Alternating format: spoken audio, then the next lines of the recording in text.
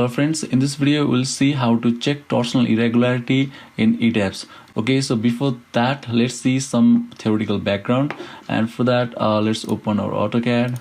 Let us make a plan of a building. Okay, so this is our building, and this building has got center of mass, right? So center of mass is the point where we assume that entire mass of the building is concentrated at that point.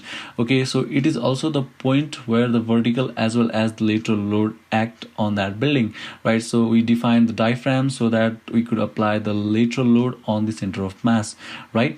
Okay, so all right, so I'll mark the center of mass with this circle. So let's assume it's over here, right? Okay, so what happens is that when there is earthquake, so the earthquake acts at this point like this, right? Okay, so this is the earthquake acting, right? So as per the Newton's third law of motion, that is of the action and the reaction, so this building opposes this force by producing a similar force in the opposite direction, right? And that force acts at the center of rigidity. Okay, so the center of mass is the point where the earthquake load acts, and the center of rigidity is the point where the load to resist the earthquake load by the building acts, right? If your building is uniform, that means the beams and the columns are uniformly distributed. In that situation, the center of mass and the center of rigidity act at the same point, and in that situation there is no torsion because the force acts like this, right? If this load is greater than this load, in that situation the building is displaced here, right? And this force cannot be greater than this because it's a reaction force. Okay, all right, so if the building is not uniform, suppose that the column is not distributed uniformly, or what might happen is that there might be a shear wall here in this position, and due to this shear wall, what happens is that the center of rigidity shifts toward the shear wall where there is mass, right? So suppose that center of rigidity now is at this position over here. Okay, so when there is earthquake load, the resisting force acts like this, right? Due to these two forces, there is torsion in a building, and the building tries to rotate in this direction, okay, like this, and the arrows like this, right? And the distance between center of mass and the center of rigidity, that is this length over here, is called as the eccentricity, and due to this eccentricity there is torsion in the building, right? And suppose that there is torsion and building rotates like this. Okay, so I'll just copy this. All right, specify the base point. I'll hit enter again and hit enter. So I got two rectangles now, and if I click over here and click on where is rotate and click on this, and you can see that the building can now rotate like this, right?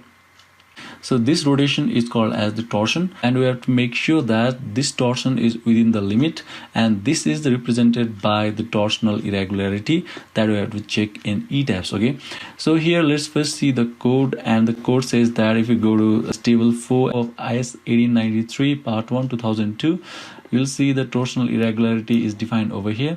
So to be considered when the floor diaphragms are rigid in their own plan in relation to the vertical structural elements that resist the lateral forces.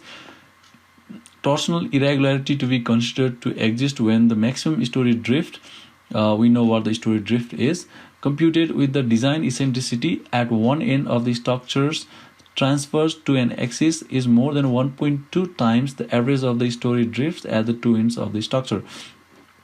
Okay, so to find the torsional irregularity, what we'll do is that we'll first find the drift or the displacement of this point and this point, and we'll take maximum of it, and we'll divide the maximum value by the average value of these two displacement. Okay, and if that value is greater than 1.2, in that situation the building has got torsional irregularity and we have to redesign the building. Okay, so let's go to ETABS and run our building. So don't run your building, just run the program. Okay,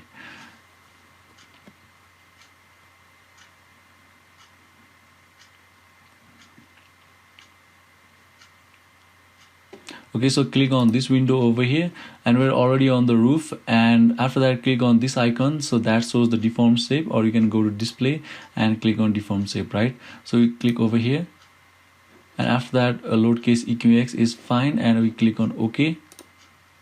Now you can see the displaced position of the building, right? So if we right click on this joint, and you can see that the translation is 9.671 mm, that is the drift. Okay, so we'll save 9.671, we store it on A alphabet, right? So remember that thing. And again, if we right click on this over here, so it says add 2 ends, right? So the code says add 2 ends of the structure, that is why we are taking 2 ends. Okay, so you can take this end as well. So let's see the translation, it's 8.512, and here it's 7.927, so we'll take this one, right? So right click over here, so 8.512, so 8.512, let's store it at B, right? So now what we'll do is, so the maximum of 2 is 9.671, right? So we'll divide A, that is 9.671, by A plus B, right? And is equal to, and we click on S to D, so it's 0.531, which is less than 1.2, so we are safe in torsional irregularity. Okay, so this is how you check your torsional irregularity. And if this value comes greater than 1.2, in that situation what you might need to do is that suppose this portion over here doesn't have column at all, so you might need to add a column over here, or increase the size of these columns, or add shear walls over here. Okay, so if you want to know in detail about the torsion and how torsion is generated in a building, so there is a free course that I produced that goes by the name practical questions for civil engineers. You can take that course for free, and you can learn many things over there, and you can also learn about the torsion in a building. Okay, all right, so hope this video was helpful. Thank you for watching.